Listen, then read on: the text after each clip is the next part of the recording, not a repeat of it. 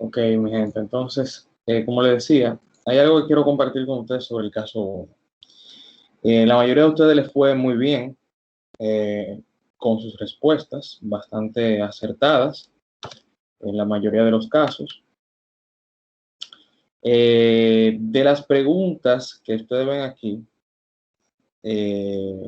bueno, antes de las preguntas, recordarles, yo sé que algunos de ustedes quizá no tuvieron una participación tan activa en los primeros, en el primer curso, o quizás hubo algún cambio de selección y no han tenido chance quizá de ver esa parte, pero recuerden que en la asignatura los trabajos los vamos a trabajar, los entregables los vamos a trabajar con plantillas. La forma de trabajar en la industria es que los documentos normalmente están estructurados en plantillas de manera tal que facilitan y estandarizan la forma en que se presentan los trabajos. O sea que independientemente hayan 20 ingenieros, como hay aquí en este curso, los 20 ingenieros van a generar un entregable similar al que ven en pantalla. Entonces, ¿qué ocurre? Eso es lo primero. Para mantener esa integridad, la plantilla debe no ser modificada. Eso incluye el cuerpo, secciones del cuerpo que no tienen las letras en azul, y los encabezados de pie de página. ¿Por qué? Porque los encabezados y pie de página son los que distinguen cada plantilla. En una empresa pueden haber cientos de plantillas para documentar diferentes cosas. Entonces, normalmente una plantilla tiene un título, tiene un, tiene un número que la identifica como única y tiene un control de revisión que es totalmente independiente del documento que usted está, al momento que usted está haciendo el documento. Esa fecha de efectividad tiene que ver con el momento en que se hizo efectiva esa plantilla y por qué el número de revisión va. Entonces, eso en la práctica es así. Ustedes lo van a ver que muy rara vez ustedes tienen que agarrar y empezar a escribir. Por ejemplo, voy a escribir un protocolo. O sea, muy difícil que ocurra que ustedes tengan que escribir un protocolo y empezar desde cero. O sea, en una hoja en blanco. Entonces, normalmente se trabaja bajo este esquema para cumplir con los requerimientos. Entonces, ¿qué pasa? Una, una pregunta, no sé si usted lo mencionará, pero en una de las correcciones que yo tuve fue que no coloqué el nombre. Una pregunta, como esa plantilla tiene su formato, ¿dónde usted recomienda colocar el nombre del...? Sí. Mira, resulta que aquí arriba había una parte que decía estudio. Por ejemplo, este es el caso de Adrián. No sé si está conectado. Adrián puso su nombre aquí al lado. Entonces, esta plantilla ya está llena, pero en la plantilla en blanco usted va a encontrar partes en color como azul, un azul similar a este. Y en inglés eso se llama, normal, eso tiene un nombre, eso se le llama boiler text. Es un texto que se usa como referencia y contexto, como referencia para el contexto de lo que se debe de poner. Entonces, por ejemplo, es probable que aquí, antes de que Adrián pusiera su nombre, dijera Juan Pérez o Alberto Cruz, y lo decía así, en color azul. Él hace azul para llamar la atención y que ustedes sepan, mira, esta sección tengo que llenarla. Bien, Carlos, esa es la idea. Y Ok. la práctica es así mismo. O sea, cuando ustedes vayan a cualquier empresa, ustedes van a encontrar unas plantillas que tienen secciones que se llenan, secciones que se dejan igual. La idea es que ustedes vayan leyendo punto por punto qué cosas deben de llenar y vayan respondiendo según se vaya trabajando. Sí, pues yo no lo vi, porque por lo general yo siempre pienso que los nombres van como en la primera hoja, entonces eso me confundió un poco, puede ser, entonces no. En la universidad, aquí en la academia, sí, eso es así. Pero a veces en la práctica, en la industria, no. Porque lo que ocurre a veces en la práctica es que lo más importante quizá no es quién hace el protocolo, sino qué es el protocolo. Por ejemplo, en este caso, o la tabla de contenidos. Entonces, saquen un poco de la mente, o abran un poco la mente y tratemos de transportarnos a eso. O sea, en la práctica no necesariamente la estructura va a ser así, sino que tienen que ir cuidadosamente, sección por sección, entendiendo lo que hay aquí. Fíjense que aquí había secciones que no había que tocar, porque le daban información básica, y había secciones que le daban comandos a ustedes de qué cosas debían de ir llenando, y en un punto muy específico dónde agregar la información. Entonces, es así mismo, es el mismo concepto. Eso aplica, por ejemplo, para el caso número 2 que ustedes tienen para hoy. Es exactamente la misma estructura. Pero ustedes van a ver que a medida que vayamos avanzando en la materia, cómo las plantillas van cambiando en función al tipo de documento que ustedes redactan. Por ejemplo, si vamos a redactar un Test Method Validation, que ustedes ven en la próxima clase, vamos a ver que esto tiene que ver con análisis de sistema de medición. Hay cosas que va a tener la plantilla que una plantilla de un IQ, de un OQ, de un PIQ no tiene. Entonces, tienen que ser bien cuidadosos y no memorizar la estructura, sino que la estructura puede ser cambiante. Y eso en la práctica es así. Entonces, por ejemplo, ya fuera de la estructura de la plantilla, hay cosas que quiero mencionar. A casi el 100% de ustedes les fue súper bien con esas 0 preguntas, son unas preguntas bien sencillas.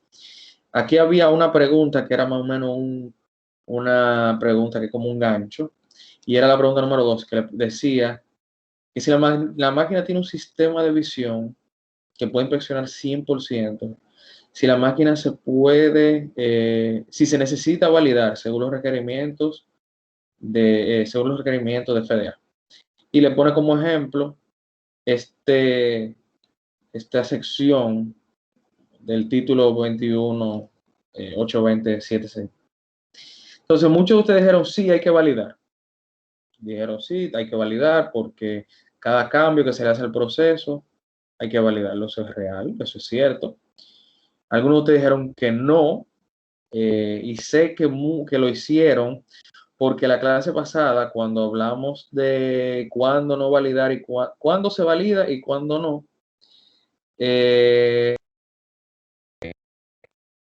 nos un árbol que decíamos, bueno, si el proceso yo lo puedo verificar y es costo efectivo, o sea, si yo tengo verificación suficiente y costo efectiva, no tengo que validar. Entonces, miren qué pasa. Aquí hay una dicotomía en el sentido de que el Global Harmonization Task Force dice que no se verifica, pero bajo estas circunstancias, pero el CFR tiene una sección que habla de sistemas automáticos y sistemas computarizados. Entonces, ¿qué pasa? Ustedes pueden tener una verificación suficiente, constante, como es el caso de los sistemas de visión, pero eso viene atado a un software, un sistema automático. Y hay otra sección del CFR que dice textualmente que los sistemas automáticos cuando se usan en el proceso deben de ser validados y no le da ninguna excepción. Entonces yo sé que quizás no era, era un poco tricky la pregunta, pero siempre tienen que tener cuidado de llevarse solamente de una sola sección del requerimiento de FDA o en la norma de ISO de 13485 y dejar de cubrir otra sección. Entonces, por ejemplo, había otra pregunta que hacía una pregunta más o menos similar y iba un poco más para abajo y era, déjame ver, company use existing machine to assemble the new SKU. Ok, no es esta. La que tenía que ver con el 30%, que si era 4 milímetros. No. Bueno, no, perdón, no. Sí, esta solamente cubría la parte del software. La única pregunta que la cubría era esta, perdón. Entonces, el punto es que sí, cada vez que ustedes vean algo automático en el proceso, ya sea inspección o algún proceso que sea automatizado, ustedes necesitan, eso tiene que ver interacción de software o hardware o simplemente, bueno, en verdad siempre que haya hardware, siempre que haya software va a haber hardware. Entonces, tienen que tener mucho cuidado con la parte automática. Entonces, lo otro, que era la pregunta número 2.1, que hablaba sobre una situación donde un gerente, el gerente de operación, específicamente de la compañía, le decía que la única diferencia entre los dos productos, entre los dos SKUs, era el ancho de la cinta, de la curita. Y él dice que puede ser ajustado con una configuración. La mayor parte de ustedes dicen que no están de acuerdo con el gerente de operaciones. Miren, eso depende.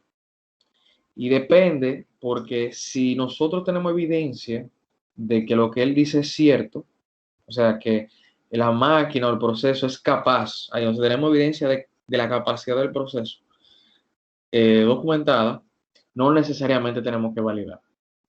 La mayoría de ustedes dijeron que hay que validarlo sí o sí porque el producto es nuevo, pero eso es una respuesta muy simple, muy simple en el sentido de que solamente ve la parte regulatoria. Entonces, siempre tienen que tratar, acuérdense que esto es un negocio, un equilibrio de fuerzas, donde tenemos la parte regulatoria, pero también tenemos el negocio.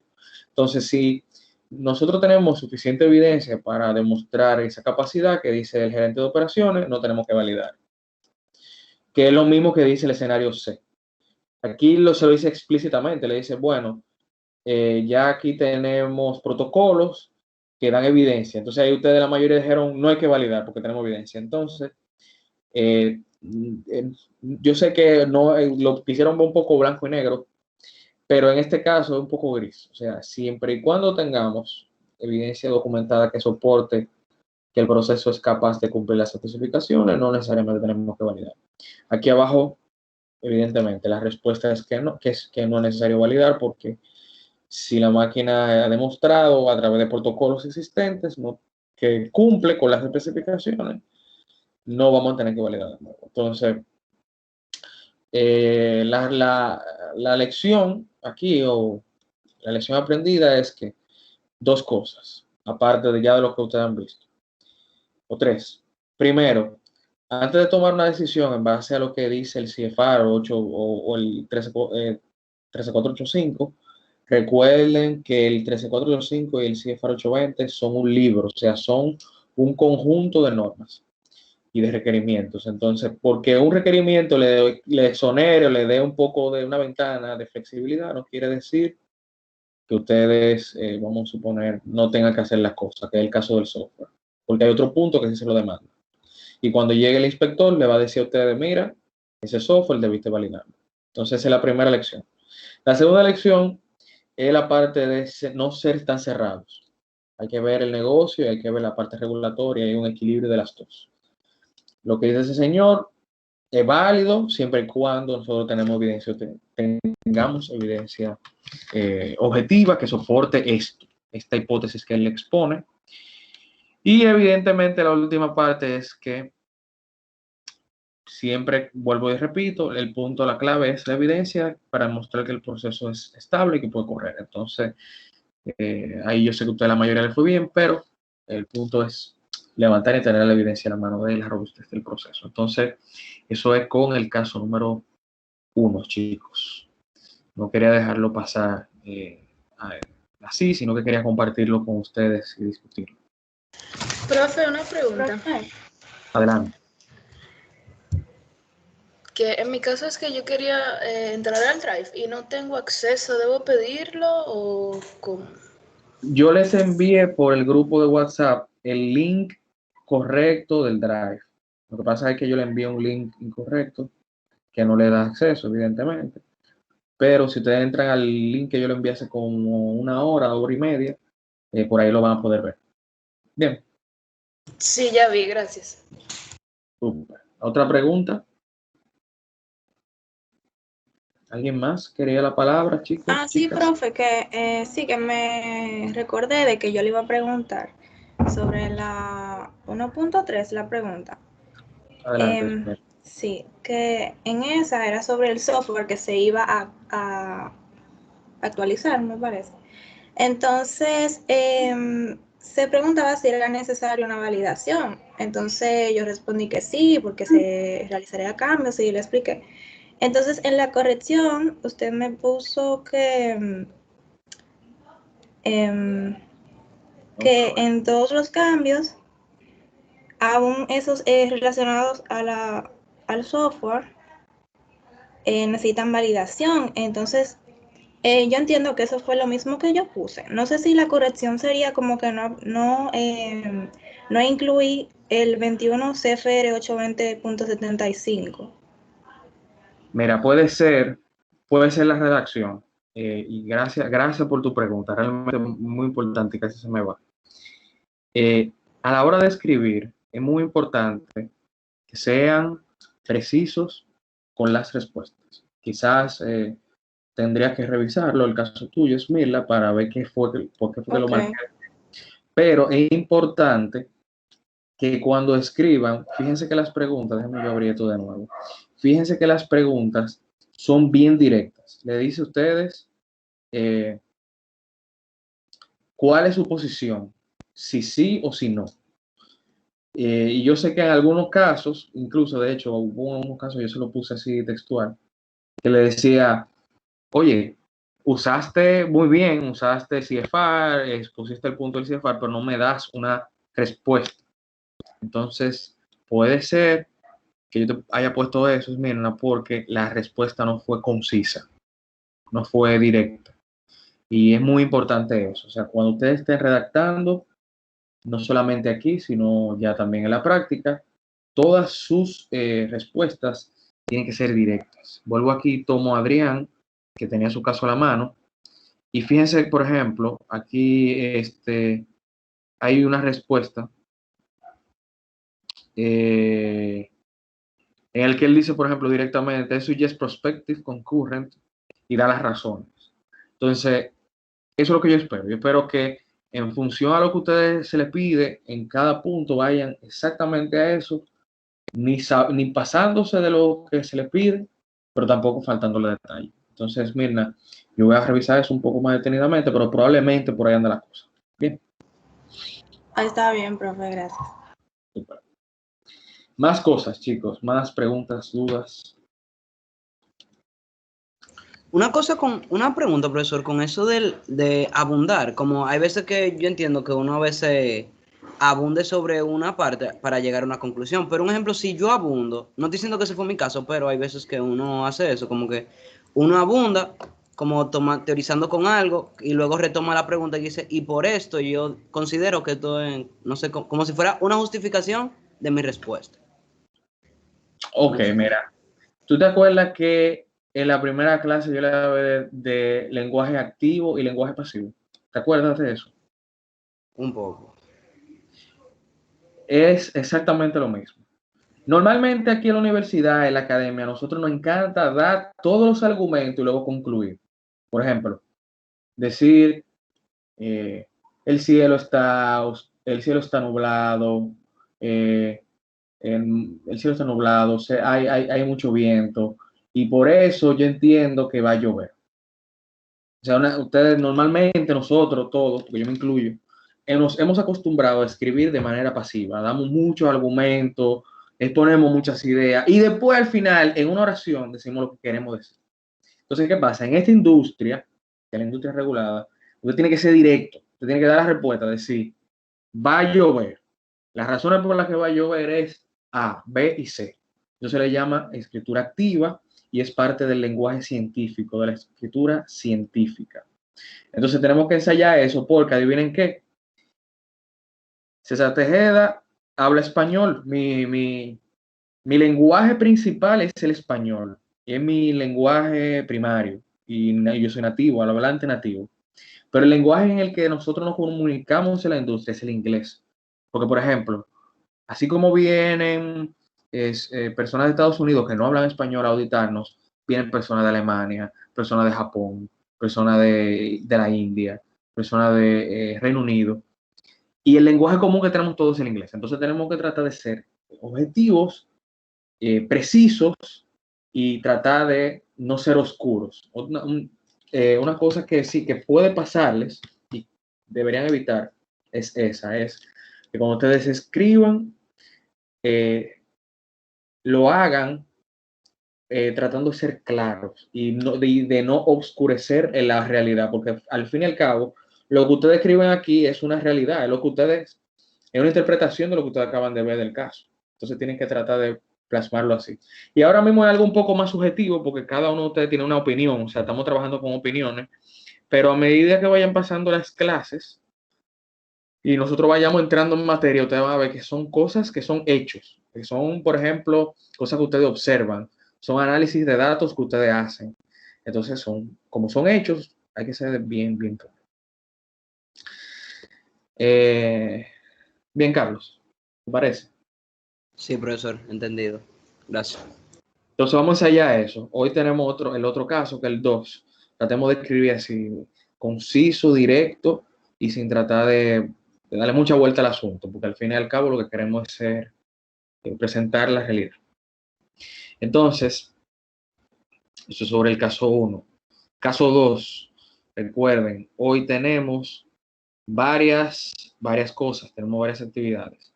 Para hoy tenemos primero la actividad relacionada al caso número 2 sobre los 483. Tenemos el glosario de parte número 2 y también tenemos el foro. Del foro, no sé si fue Esmirna, alguien me escribió el sábado y me dijo, César, no puedo escribir en el foro porque no hay dónde escribir. Y realmente sí, me faltaba agregar el tema de discusión, pero ya está abierto. Ustedes pueden entrar y proveer sus respuestas en base a lo que está aquí. Ya yo vi algunas respuestas que están. No fui yo, profe, pero ya yo comenté. Pues súper. Yo creo Entonces, que fue Gladys. Sí, perdón. No, profe, que le decía que creo que fue Gladys que le había comentado. Sí. También yo tengo una pregunta de, por ejemplo, cuando se habla desde el aspecto de, o sea, que fue desde la regulación, por ejemplo, en los comentarios de la primera asignación, es básicamente, o sea, como usted nos estaba diciendo, que fuéramos claros, pero también, o sea, además de hablar de la regulación, o sea, como que dar, o sea, ¿cómo le explico? Un entendimiento de lo que uno, o sea, como la conclusión. Exacto. Porque la regulación, al fin y al cabo, Mariel, hay una interpretación. Las regulaciones son vagas y abiertas como leyes que son. Entonces uno tiene que interpretarlas. Hay que aterrizarlas. Normalmente en la empresa hay personas que son especialistas en interpretar la regulación, pero esto es un espacio para que nosotros vayamos aprendiendo y sintiéndonos cómodos. Entonces, sí, esa era la idea realmente.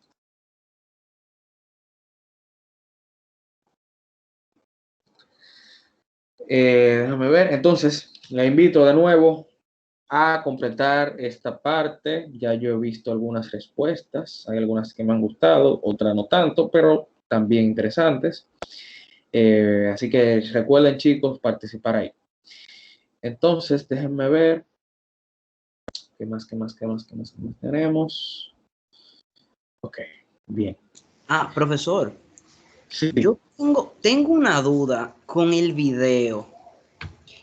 En la pregunta del foro hablaba como de guantes de como quirúrgicos. Sí. Pero yo tenía como una confusión con el video porque no se supone, pero cuando se refiere a guantes quirúrgicos son los que se utilizan para, valga la redundancia, con cirugía. Sí, son guantes de grado médico que se usan. Bueno, depende del tipo de guante. Hay guantes que son de uso, por ejemplo, en ambiente doméstico y están los quirúrgicos que se usan en ambiente hospitalario. En este caso, ellos hablan de quirúrgicos, o sea que yo entiendo que se usan en los hospitales. Ok, y una pregunta, esos, al final, bueno, no sé si, bueno, al final del proceso yo estaba viendo cómo ellos lo empacaban, pero no se supone que deberían estar como, ya se me va la palabra, como que cuando no tienen...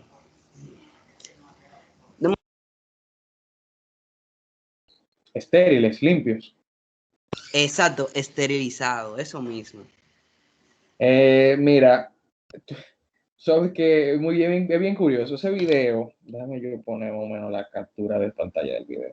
Ese video llama mucho la atención porque ese proceso se ve un poco sucio, honestamente. O sea, cuando uno ve el video y ve la planta de esa gente, se ve un poco sucia.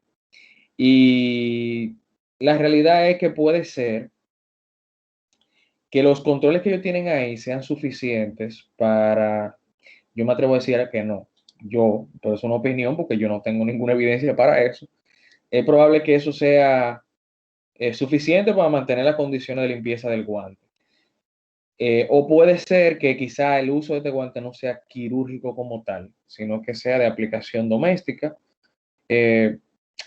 Pero, ¿qué les digo? O sea, sí, yo estoy contigo, Carlos. El proceso es un poco sucio, debería ser un poco más limpio, o sea, visualmente, pero al final la data es la data. A lo mejor ellos tienen evidencia de que con los controles que ellos tienen así de un poco feo que se ve ese proceso, a lo mejor con eso es suficiente para mantener la limpieza del guante y quizá en una etapa posterior con este método de esterilización gamma o, o con gases y tío o lo demás, quizá yo pueda esterilizar el guante. Entonces, ¿qué te digo?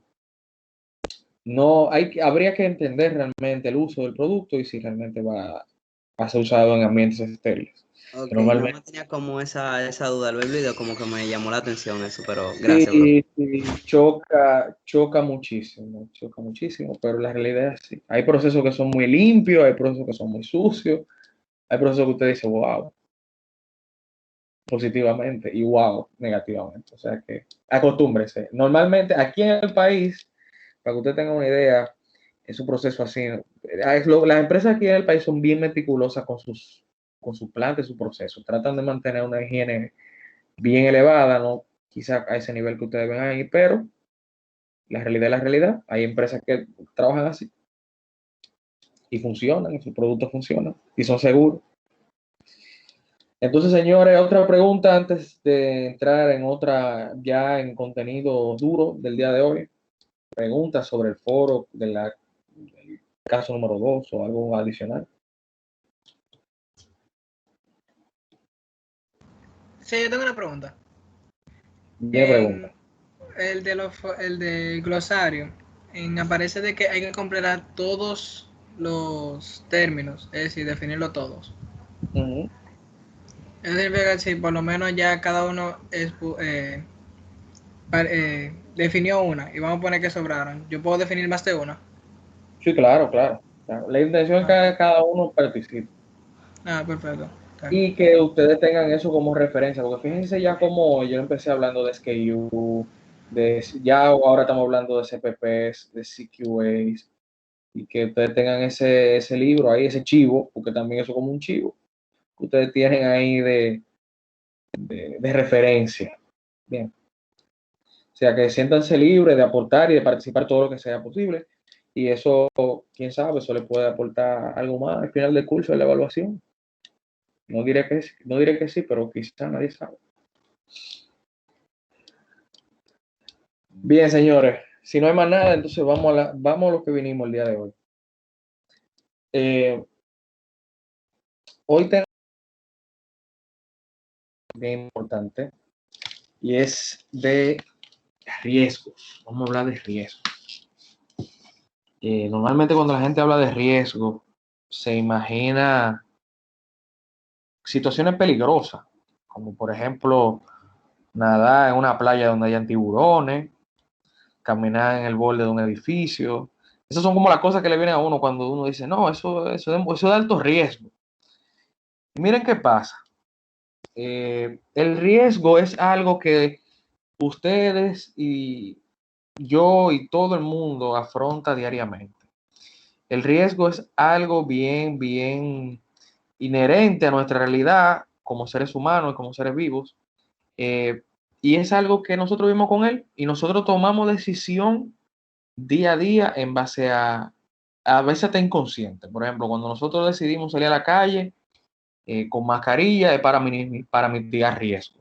Cuando nos ponemos, bueno, el que la usa, hay gente que quiere no usar mascarilla, entonces ellos entienden que el riesgo es mínimo no usar mascarilla. Entonces, cada quien tiene sus aspectos de riesgo. Pero ¿qué pasa? El riesgo debe ser estandarizado, medido y controlado. O sea, debe ser medido, controlado y dársele seguimiento, porque imagínense ustedes que cada empresa valorara los riesgos de manera diferente o tuviera procesos de manejo de riesgos diferentes. Hay empresas que le encanta tomar riesgos y puede ser que tomen riesgo que ponga en peligro la vida de alguien, y hay empresas que son menos tolerantes al riesgo. Entonces, para mantener un escenario homogéneo, entra la parte de evaluación de riesgo para el proceso de cualificación y validación del proceso. Entonces, ¿qué ocurre? Este tema del riesgo viene por el concepto de calidad por diseño. Vamos a hablar mucho hoy de calidad por diseño. Y calidad por diseño es básicamente un concepto que Juran, que es uno de los gurús de la calidad, introdujo en el libro de 1992 del mismo nombre, que se llama Juran Calidad por Diseño. En el mismo, él decía que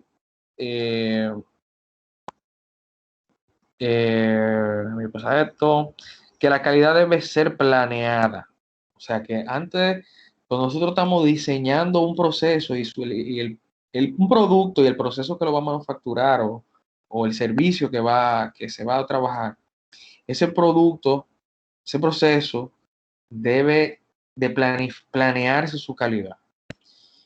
Y que normalmente las crisis y los problemas que vienen relacionados al producto son parte o son relacionados directamente a la forma en que se planificó la calidad o la falta de planificación de la calidad. Entonces, ¿qué pasa? Esto tiene una relación con otro concepto que definía Juran, y es que la calidad del producto, o sea, él decía, la calidad tiene que ser planeada, pero ¿qué es lo que voy a planear? Y lo que se planea es básicamente que hayan características dentro del producto que satisfagan al cliente. O sea, hay un grupo de características o de atributos. A partir de ahora vamos a hablar mucho de características y de atributos de calidad, que son lo que nosotros vamos a asegurar que estén en el producto para satisfacer al cliente. En un dispositivo médico, las características normalmente están relacionadas a esas condiciones que aseguran que el producto funcione y que no le cause un daño al paciente. Fuera de dispositivos médicos, las características están asociadas a múltiples cosas. Por ejemplo, todos los que estamos aquí, estoy casi seguro que todos tenemos un teléfono inteligente. Ese teléfono inteligente tiene un conjunto de cosas que nos satisfacen. Por ejemplo, una pantalla grande, que cubra, por ejemplo, de un lado al otro la pantalla, un lector,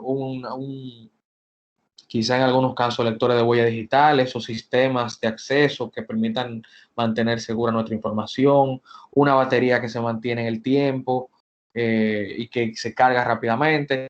Entonces, todas esas cosas que hacen que nosotros estemos satisfechos con este producto, con este teléfono inteligente, son lo que se denominan características de calidad. Y Juran decía que si algo de eso falta en el producto, el mismo crea insatisfacción. Entonces, adicionalmente a que esté la característica, o sea, adicionalmente a que el producto cumpla con esas características, cada producto que nosotros produzcamos, esa característica tiene que ser confiable.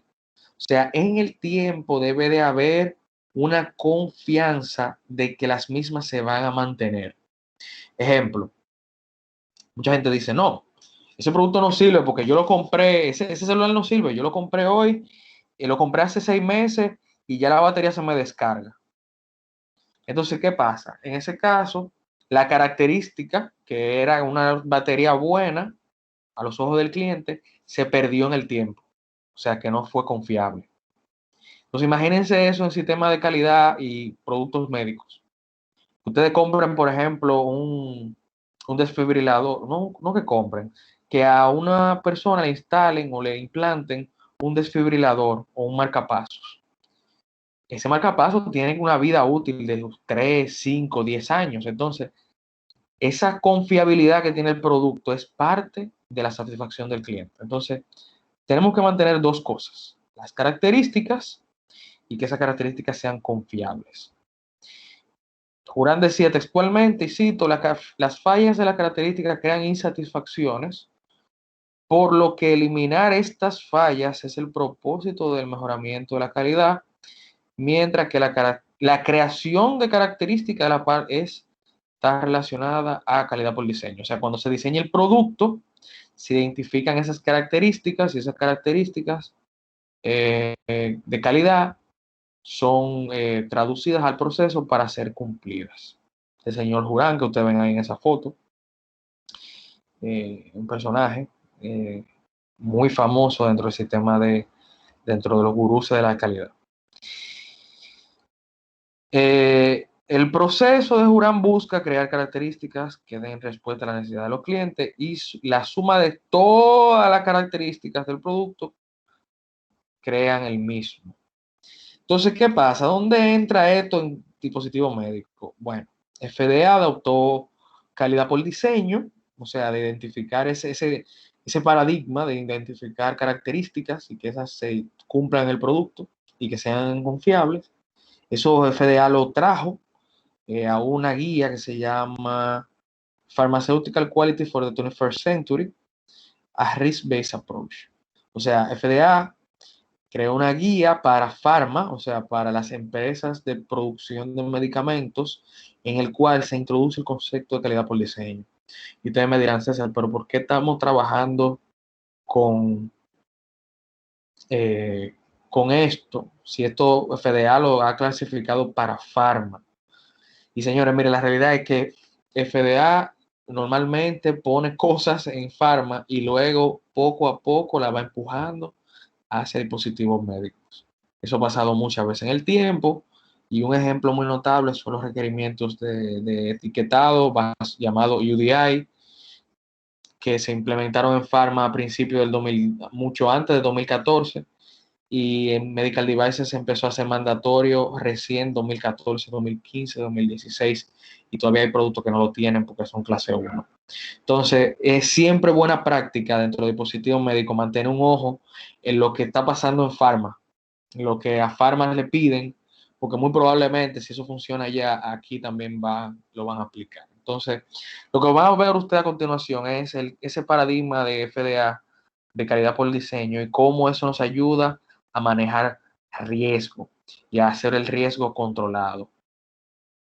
Entonces, básicamente, el modelo de Jurán lo que establece es determinar objetivos de diseño para cumplir en el proyecto. O sea, normalmente cuando se diseña un producto hay un objetivo de características que debe de cumplirse y esas características, a medida que se desarrollan en el proceso, deben de desarrollarse. Cuando nosotros trabajamos con validación de procesos, que en nuestro caso, lo que tratamos es de diseñar metas que debe de cumplir el proceso en base a la característica de diseño del producto. Ya el producto está diseñado y lo que tenemos que definir es cómo vamos a cumplir con eso. En el caso del diseño se define a quién va a dirigir el producto y la necesidad de la sociedad que tiene. Desarrollar características del nuevo diseño que satisfaga las necesidades del cliente y mantener en un proceso de iteración, de desarrollo, hasta producir las características. O sea, a veces, por ejemplo, un producto es nuevo, hay cosas que hay que cumplir y el proceso quizá no cumple y ese proceso hay que ir iterándolo y mejorándolo hasta que cumplamos las características. Y de eso se trata el proceso de validación, los procesos de validación de los procesos, el proceso de validación de procesos, valga la redundancia. Y obviamente al final desarrollar controles para mantener esos diseños y las operaciones. Hay otras características que no vale la pena quizá yo mencionarlas, pero el modelo de FDA se resume en esta rueda que ustedes ven aquí. Los que sean más curiosos, quizá habrán visto que en el grupo de WhatsApp está la foto del grupo. Y la razón por la que está la foto del grupo, porque esto es lo que sobre lo cual se ha diseñado esta asignatura. Básicamente, cuando ustedes validan un proceso, lo que queremos es llevar el conocimiento del producto o traducido en materia de especificaciones del producto y atributos de calidad o critical quality attributes, llevar eso a un cumplimiento constante en el proceso a través de identificación de parámetros de proceso y de control de proceso. Entonces, la parte que concierne a Process Validation o validación de procesos es esta. Es esta, o sea, lo que nosotros vamos a trabajar, gran parte de esta asignatura es esta media rueda que está aquí abajo, que es lo que se llama entendimiento del proceso. El entendimiento del proceso, básicamente, entender cómo el proceso genera satisfacción del cliente a través de cumplir las características y de que las características sean duraderas en el tiempo y confiables. Entonces, esta guía se publicó en esto parte de esa rueda, ese modelo que ustedes ven ahí, también se implementó en la guía de FDA de 2011, toma en consideración el enfoque de FDA. Y, ojo, esta guía no al momento del día de hoy no aplica a dispositivos médicos. Pero, muchas empresas de dispositivos médicos están implementando todos estos conceptos a su proceso de manera proactiva, porque esto tiene muchísimos beneficios.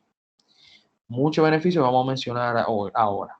Por ejemplo, en la validación, en los procesos en la etapa cuando se desarrollan los procesos de manera histórica, aquí hay dos bloques en esta tabla, una forma histórica de desarrollar productos o tradicional y bajo calidad por diseño. La diferencia es que en el modelo tradicional de desarrollo de procesos, todo es bien reactivo. O sea, nosotros diseñamos un proceso de manufactura y después que lo diseñamos, es que queremos venir a implementar controles, manejar la vida del producto y del proceso, implementar mejoras. O sea, después que es como nosotros decimos en buen dominicano, después que nos damos el golpe, que queremos venir a quitar el obstáculo del medio. Queremos, o después que nos roban, queremos poner candado. Entonces, básicamente, calidad por diseño, como dice Jurán, planifica la calidad de manera avanzada. Y en el mismo, por ejemplo, la forma en que controlamos el proceso, en lugar de usar muchas inspecciones, por ejemplo, muchas veces nosotros como los ingenieros industriales tenemos en la cabeza que el proceso se controla a través de inspección, a través de medir cosas que van ocurriendo en el proceso. Pero ¿qué pasa? Eso es un modelo bien, una forma reactiva de controlar el proceso, porque es un análisis post-mortem. Después que ya usted tiene los resultados que usted quiere reaccionar. Lo ideal es que nosotros tratemos de predecir, de analizar el proceso, medir las entradas del mismo y tratar de predecir cómo eso va a afectar la característica del producto. Eso nosotros lo vamos a ver principalmente cuando trabajemos con los protocolos de OQ y los protocolos de caracterización, que es cómo nosotros manejamos ese proceso, cómo entendemos, tratar de entender el proceso, las entradas del proceso y cómo esas entradas afectan los atributos de calidad del producto. En el enfoque tradicional se usa mucho las inspecciones. Hay mucha dependencia de inspecciones. En calidad por diseño esto se utiliza, pero la diferencia es que se usa inspección basada en riesgo. O sea, en los puntos del proceso donde hay mayor riesgo, se implementan controles a inicio principalmente, mientras más antes mientras más arriba en el proceso de manufactura o al principio, mejor. Y esos controles traten de dar respuesta en tiempo real. O sea que si hay algo que está fuera de lo predicho, fuera de lo que nosotros necesitamos, trata de implementar controles ahí mismo en el momento. También está el manejo del ciclo de vida del producto y los procesos. Normalmente en el enfoque tradicional se desarrollan procesos de manera reactiva. Por ejemplo, hay que crear una línea porque hay una transferencia de proceso y nosotros ya tenemos comprado los equipos, pero no sabemos cómo vamos a usarlo ni cuál es el efecto que tiene el producto. Es reactivo y se basa mucho en los problemas. Si hay problemas, hay que cambiar cosas. Sin embargo, en calidad por diseño vamos a tener mejora continua basada en data, en lo que se llama un espacio de diseño y de análisis. Los desarrollos de productos son empíricos y no solamente de productos, sino de procesos también. Sin embargo, en calidad por diseño nosotros tenemos un desarrollo multivariado, donde tomamos múltiples variables, analizamos múltiples variables diferentes para tratar de entender cómo se afecta al producto y al proceso. Normalmente en procesos en validaciones, cuando se hace validaciones de procesos en el enfoque tradicional, es fijo, siempre se hace un OQ, siempre se hace entre corrida de OPQ, siempre, o sea, hay como una receta. Sin embargo, en calidad por diseño, esto es ajustable y se hace en función al tipo de proceso que tenemos. Finalmente, las especificaciones. Sí. Adelante. Profesor, tengo una pregunta. Viene pregunta, adelante. Lo de calidad por diseño, eso iría más, como estoy viendo con algunas de las comparaciones, eso iría como Lean Six Sigma, básicamente, un poco por ahí. Lean Six Sigma es una de las metodologías que se integran a calidad por diseño. O sea, eso es parte de calidad por diseño también. De hecho, eso es parte de la mejora continua. Hay empresas que lo adoptan así mismo como Lean Six Sigma, hay empresas que no lo llaman así, pero los conceptos son los mismos. O sea, muchas de esas herramientas tienen lugar dentro de calidad por diseño. Es así, Carlos. Ok, por eso, que como por donde te estaba explicando y dije contra, pero como que lo estoy relacionando con esto.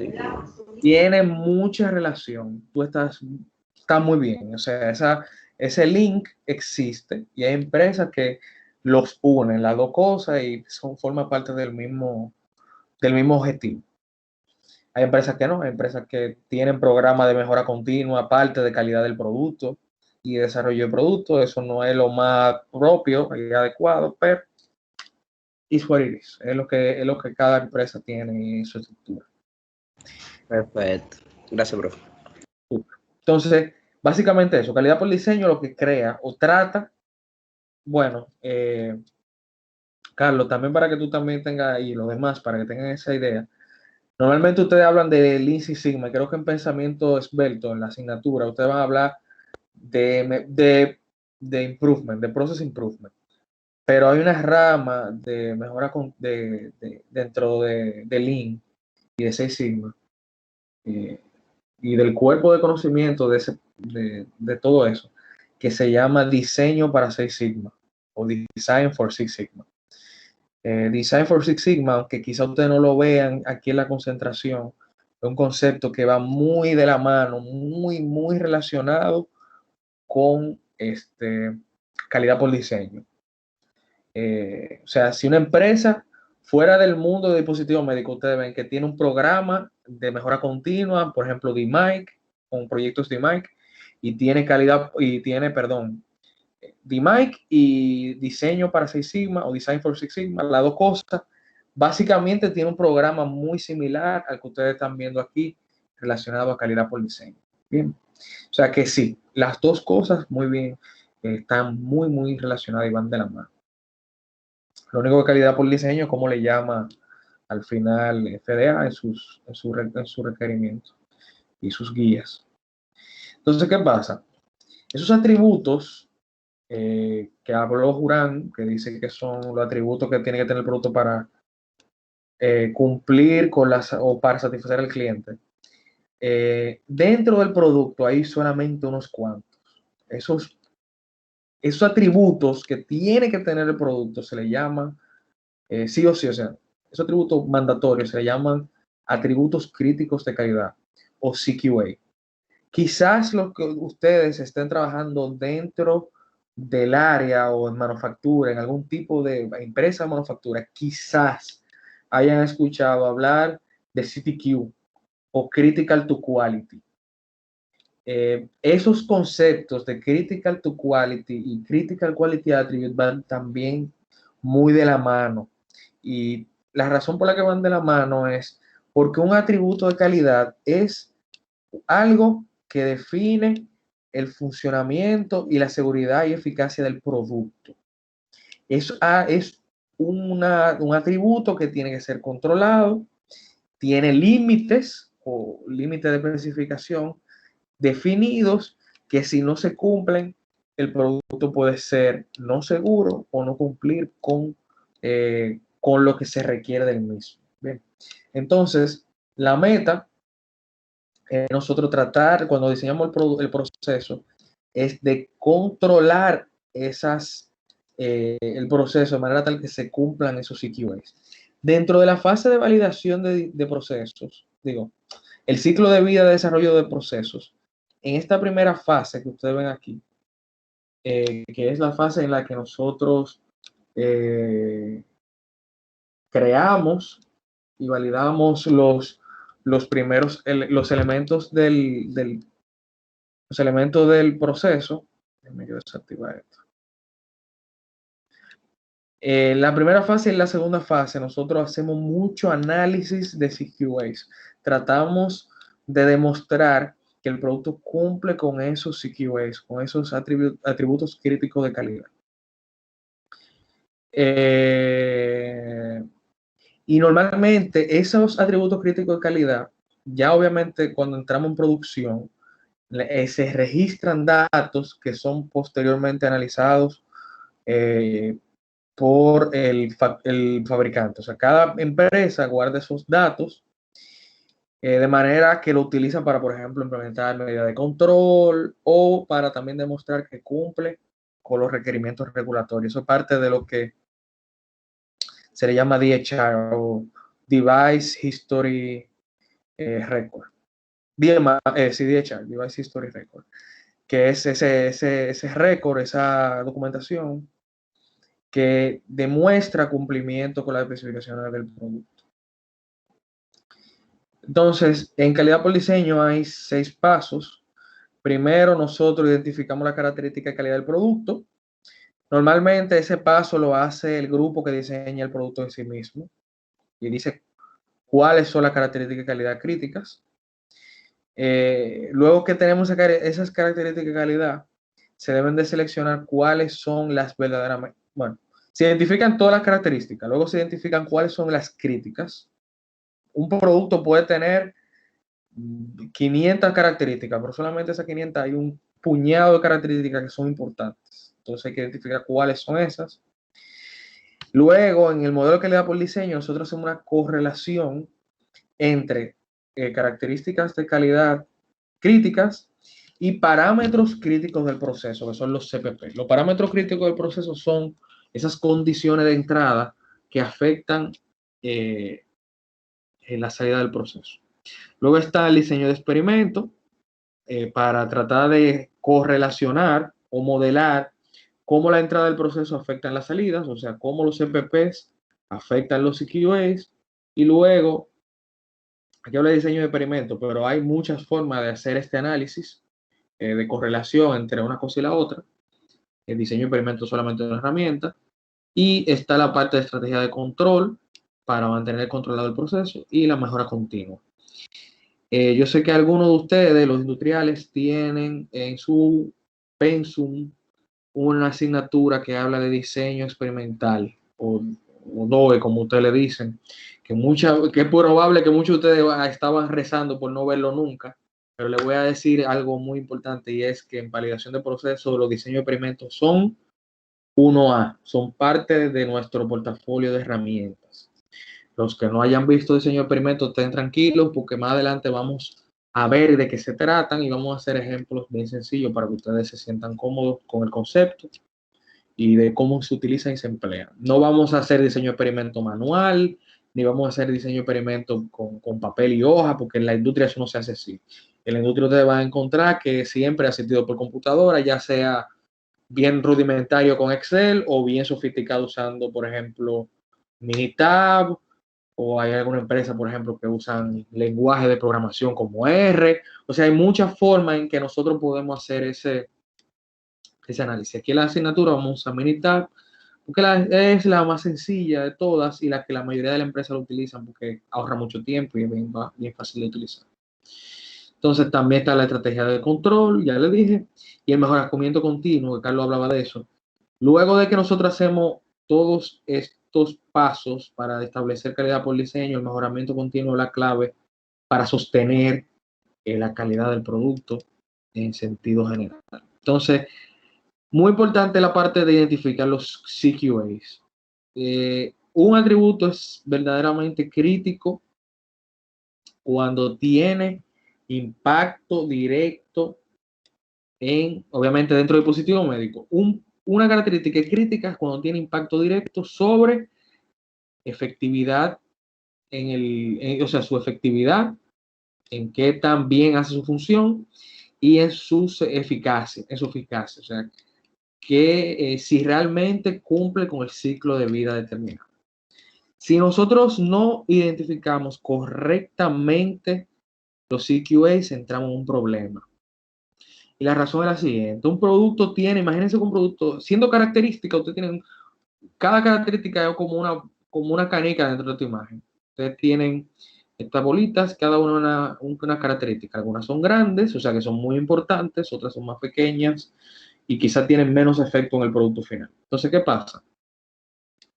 Si cuando nosotros vamos a diseñar el proceso y a validarlo, PV, validación de procesos, nosotros realmente no podemos analizar en la validación de procesos toda la característica del producto, porque ustedes saben que un producto puede tener cientos de características de calidad, pero probablemente de esas de cientos de características solamente haya 5 o 6 que son las que representan la mayor cantidad o el mayor peso dentro de la satisfacción del cliente, o sea, de la efectividad y efectividad. Exacto.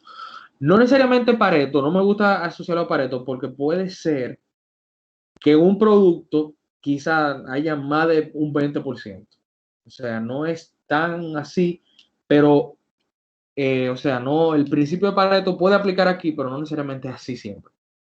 Lo importante es que cuando nosotros vayamos y gracias por la intervención, cuando vayamos a seleccionar características, seleccionemos las importantes, las que tienen más impacto. Una validación de proceso tampoco puede basarse solamente en una característica. Por ejemplo, yo voy a validar el proceso que hace el iPhone 12 y yo me voy a enfocar solamente en la característica que es la pantalla. Adivinen que el proceso vamos a hacer la validación y vamos a validar un proceso que solamente es capaz de hacer pantalla bien y no estamos viendo las otras características. Entonces necesitamos enfocarnos de nuevo en lo importante. Tampoco es bueno hacer mucho énfasis en características que no sean, que sean débiles, o sea, que no tengan un efecto directo. Por ejemplo, hay características que no tienen una relación directa con la efectividad y la eficacia, como por ejemplo, quizás en algunos productos, ojo, depende del uso, quizás por ejemplo el color o la terminación de los tonos de color quizás no es una característica tan importante. Entonces nosotros si hacemos un proceso enfocándonos en cosas que no son tan importantes, vamos a fallar al cliente. Lo importante al final, vuelvo y repito, seleccionar la representativa dentro del grupo y diseñar otro proceso para que cumpla eso, para que cumpla esos CQAs. Y ahí vamos a tener una validación de proceso robusta, enfocada en satisfacción del cliente, en satisfacer cada requerimiento y la parte de reliability o confiabilidad del producto. Entonces, hay un paso, hay este flujito que ustedes ven aquí, es cómo se hace. Entonces, ¿cómo nosotros identificamos cuáles son esas características críticas? Lo primero es que nosotros tenemos que tener a mano, obviamente ya cuando estamos identificando características para el proceso de calidad del producto, y vamos a evaluar el proceso que manufactura el mismo. Si nosotros vamos a evaluar un proceso de manufactura, necesitamos primero, para evaluarlo, tener a mano las especificaciones del producto. Eso quiere decir dibujos, requerimientos y cualquier otra necesidad que tenga el mismo, el producto. De todos esos atributos, nosotros vamos a identificar cuáles son de calidad críticos, basándonos en la severidad del daño que tiene ese CQA si no está presente. Por ejemplo, puede ser que un producto, ahorita hablábamos, por ejemplo, de la limpieza de los guantes quirúrgicos del caso. Puede ser que quizá que hayan partículas en ese guante no sea algo severo en el uso. Quizá esos guantes se van a usar en un ambiente no estéril Quizá, por ejemplo, se van a vender ahora para el COVID, que la gente lo use en la calle. Bueno, la gente ya no está usando guantes así, pero al principio de la pandemia se usaban así en la calle.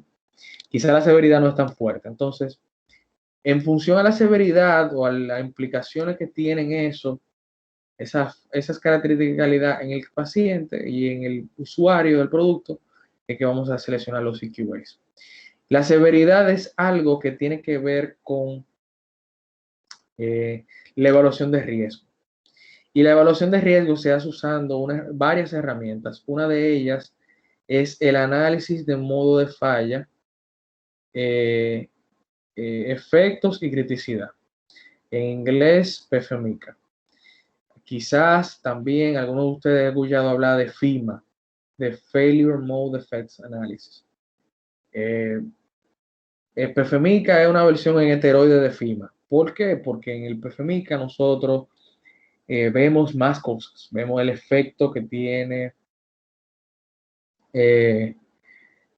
vemos el proceso, P de proceso, F de falla, Failure Mode, FM, efectos, causas y análisis. Entonces, aquí nosotros vemos de manera estructurada y sistemática cómo cada parte del proceso tiene un efecto directo en el cliente y en la seguridad del producto. Entonces, hay una relación bien directa y bien estrecha entre evaluación de riesgo y la parte de calidad del producto. Sí, de la parte de calidad del producto. Y cuando nosotros tenemos un análisis de riesgo bien hecho, nosotros podemos identificar cuáles son esas características importantes, cuáles nosotros tenemos que controlar. Para eso, los CQAs nos sirven. O sea, ya después que nosotros lo tenemos, los CQAs vienen siendo para nosotros como un goalpost. En el fútbol americano, quizás los que sean familiares con este deporte han visto quizás este asunto que está aquí dibujado, que básicamente es una meta que tiene un tubo gigante por el cual este caballero que está aquí patea una bola y tiene que pasar por el medio.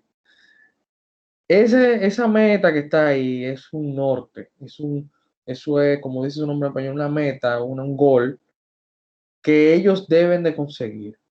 Y los CQA para nosotros son como ese tubo gigante que ustedes ven ahí, que nosotros tenemos que dar. Normalmente los CQA están relacionados a límites de especificación y a veces son de dos tipos. Son límites de especificación superior e inferior. En el caso de lo que son los CQAs de tipo variable, donde se puede medir ese atributo de calidad. Por ejemplo, si ustedes tienen un producto como un bajante de suero, que es un tubo, una dimensión de ese tubo quizá es la longitud nominal de ese bajante. Quizá a nosotros vendemos un bajante que tiene 100 centímetros de largo. Y eso es una especificación crítica del producto, porque si no, no funciona. Entonces, esa especificación probablemente tenga límites de especificación superior, un máximo y un mínimo que tenemos que cumplir. Hay algunas especificaciones que no tienen eso, que solamente tienen un límite inferior, como por ejemplo, o un límite superior, como por ejemplo las botellas. Cuando ustedes la abren, normalmente tienen un torque máximo que tiene que tener, porque si superan ese torque, nadie la puede abrir. Hay una botella de agua de varias marcas que las chicas normalmente tienen mucha dificultad abriendo. Entonces, si fuéramos a ver eso, un atributo de calidad de esa botella crítico sería ese torque, esa fuerza que nosotros tenemos que hacer para abrir esa botella. Entonces, normalmente ese goalpost, esa meta, nosotros en validación de procesos, deberíamos de usarla para lograr un proceso como este. Lo ideal es que nosotros creemos un proceso que lo entendamos tan bien que nosotros podamos ajustarlo para correr en cualquier parte del mismo. O sea, que nosotros podamos setear nuestro proceso para correr en cualquier límite dentro de las especificaciones del producto. Ese es en el enfoque de calidad por diseño. En el enfoque tradicional es, se cumple la especificación, pero no hay problema. Normalmente cuando se habla de análisis de capacidad, siempre vemos que el proceso cumplió con las especificaciones. Eso está bien, pero lo que queremos es entender qué condiciones nos llevan a nosotros a que el proceso, por ejemplo, corra por aquí o corra por aquí. y cómo quizás nos es más conveniente para cumplir la satisfacción del cliente. Lo ideal es minimizar variación, o sea que cada vez que nosotros corramos nuestro proceso, sepamos que va a pasar por aquí, mínima variación, y que siempre nosotros le demos al objetivo, que es pasar por el medio. En el caso de validación de proceso, obviamente tenemos múltiples metas que tenemos que cumplir, pero eso es lo que vamos a ir demostrando. Ya obviamente en términos estadísticos, esto tiene una relación muy directa con los indicadores de capacidad del producto, del proceso, que eso lo vamos a hablar también más adelante, cuando hablemos de estadística aplicada al proceso de manufactura, al proceso al proceso de validación, a los procesos de validación. Normalmente en el enfoque clásico ustedes tienen procesos o no en el enfoque clásico, perdón, en Process Capability ustedes tienen un proceso que tiene una variabilidad. Esa variabilidad hay que disminuirla para mantener al cliente contento, o sea, para mantenerse según la voz del cliente o lo que el cliente espera. Esto es la voz del proceso y hay que llevarlo ahí. Nuestra meta en validación es llevar procesos que están así a esto. O asegurarnos que los procesos de entrada son así como estos que están aquí. Una de dos. Escúchame, profe, la intervención, pero entonces validación no se basa también en mantener un control. También. Muy buena pregunta esta. Realmente sí. Después que nosotros logramos esto, ustedes saben que nada en la vida se mantiene solo.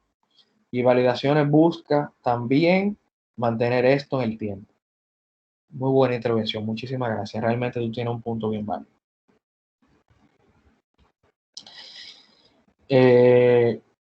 Siguiendo con esto, hay muchas cosas que afectan al proceso. O no, bueno, se puede resumir en dos cosas sencillas, que son los parámetros críticos del proceso y también están los materiales críticos. ¿Cómo es? Critical materials. Hay materiales que afectan directamente los atributos de calidad del producto. Por ejemplo, la materia prima, de dónde viene, la calidad de los suplidores y todo eso. Este bloquecito que ustedes ven aquí pudiera ser una asignatura en sí mismo también, porque hay algo que se llama aseguramiento de la calidad de suplidores o supplier quality, que es una ciencia también. O sea, hay muchas cosas que ustedes pueden entrar ahí y ver cómo asegurar la calidad de los materiales. Nosotros nos vamos a enfocar en nuestra calidad interna y en el diseño del proceso y de los EQAs. Ojo, mucho de lo que vamos, o no mucho, el 90% de lo que aplica internamente el proceso de ustedes es lo que va a aplicar a los suplidores. Normalmente a los suplidores hay que ayudarlos. De hecho, dentro de los paradigmas de Lean y de mejora continua está en trabajar con los suplidores, en hacer que los suplidores se vuelvan robustos y mejorar su calidad. Entonces, todo lo que ustedes ven aquí es igualmente aplicable a la calidad de suplidores y de los materiales. Pero ya, nuestro propósito no es. Entonces, la otra cara de la moneda, ya hablamos de CQAs, de la criticidad de los CQAs y de la relación del riesgo. Ahora vamos a hablar de parámetros de proceso. Los parámetros de proceso son aquellos que aseguran la variabilidad, son aquellas condiciones de proceso cuya variabilidad tiene un impacto en los CQAs y por lo tanto debe ser monitoreada y controlada para asegurar que el proceso produzca la calidad deseada. Esa es la parte 3 de calidad por diseño. Y durante el análisis de riesgo también, o sea, cuando hacemos nuestra OPFMICA, nuestro análisis de modo de falla, se pueden identificar posibles parámetros críticos del proceso. Nosotros aquí hacemos una evaluación donde identificamos esos parámetros y en base a condiciones que decidimos, por ejemplo, modo de falla que vamos identificando, podemos decidir si un parámetro es verdaderamente crítico o no crítico. Normalmente hay un árbol de decisión que no lo vamos a usar tanto quizás así fuertemente en esta asignatura. Viene de este artículo de Daniel Pink, que es de cómo identificar atributos críticos y también process parameters. En este caso estamos hablando de parámetros de proceso. Los parámetros de proceso pueden ser críticos o de impacto alto, de impacto medio y de impacto bajo. O sea, en el proceso hay mil y unas fuentes de entradas que afectan a los CQA, pero no todas son críticas. O sea, no todo en el proceso es crítico. Lo que sí tenemos que identificar es, primero, si esa condición, esa entrada del proceso afecta a los CQA. Si tiene una relación no directa, se considera una variable o CPP de impacto bajo. Si realmente tiene un impacto o un efecto, los CQA, es posible que de manera práctica, o sea, a nivel de experimentación, nosotros podamos demostrar que hay un efecto significativo en los CQAs. Si demostramos eso, automáticamente tenemos un CPP crítico. Hay algo que hay que controlar, hay que mantener y mantenerlo en observación porque afecta la calidad del producto. Y si no se demuestra esto de manera práctica y no hay en un proyecto, por ejemplo, si no estamos cambiando de ningún tipo, no, si por ejemplo estamos trabajando con un CQA que no tiene un impacto significativo de manera práctica y cuyas alteraciones tampoco tienen o cambios en el proceso tienen un impacto en el significativo, es algo que hay que mantener en vigilancia. O sea, hay CPPs que no son críticos de manera práctica, pero hay que mantener un ojo, quizá porque son críticos a nivel estadístico, a nivel de, por ejemplo, de monitoreo, y hay que mantenerlos controlados. Entonces, pudiera ser que si ellos cambian o se alteran de manera brusca, sí tengan un avance importante en el proceso. A mí me gusta normalmente incluir solamente dos grupos de CPPs, que son de impacto bajo o no significativo, y los de impacto alto o significativo. La razón es porque realmente los de impacto medio para mí son como impacto bajo, pero yo respeto a estos señores que realmente dan su punto de vista sobre esto. La mayoría de las empresas tienen dos tipos de parámetros, de impacto alto y de impacto bajo.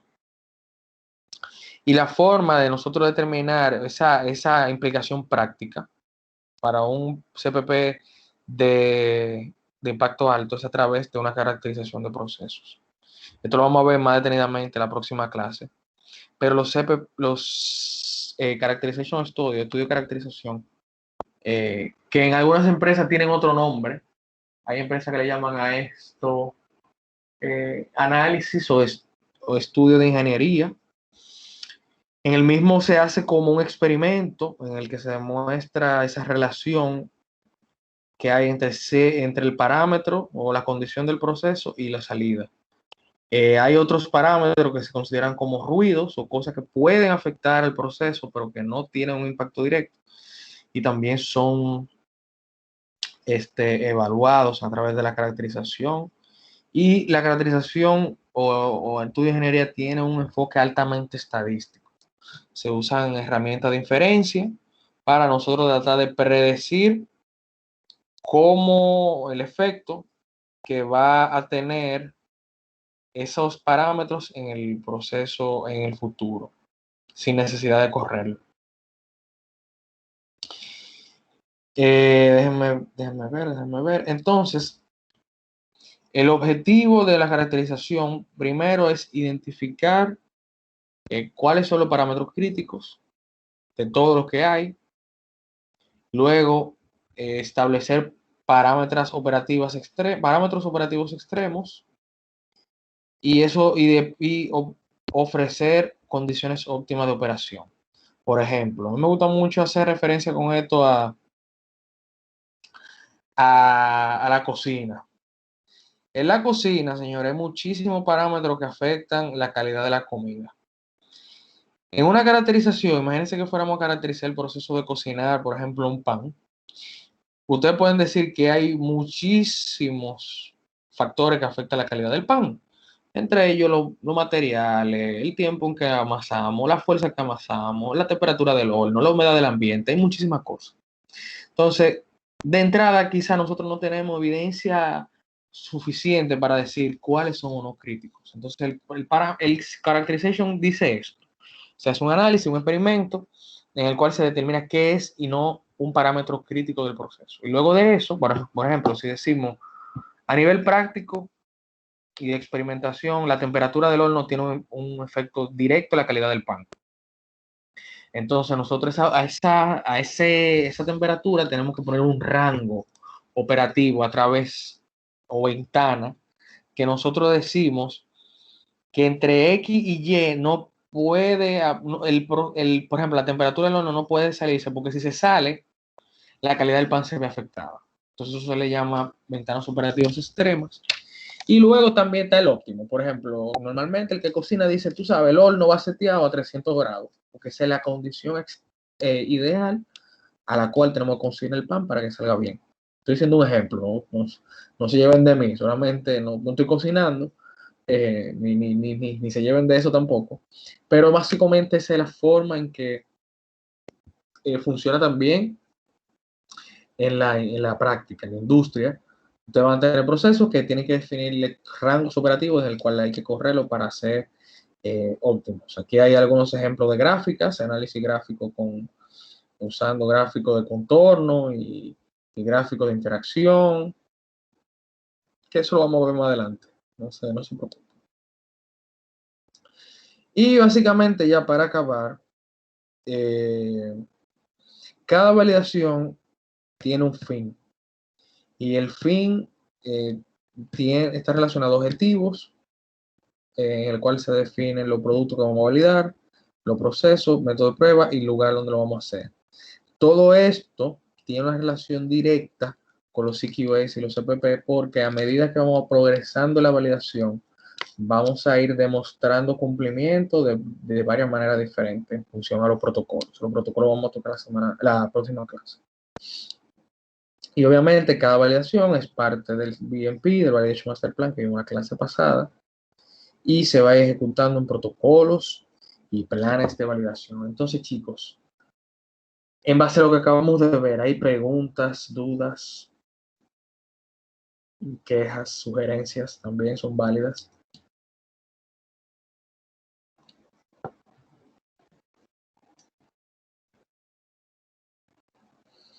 Entonces, básicamente es eso. Tenemos calidad por diseño.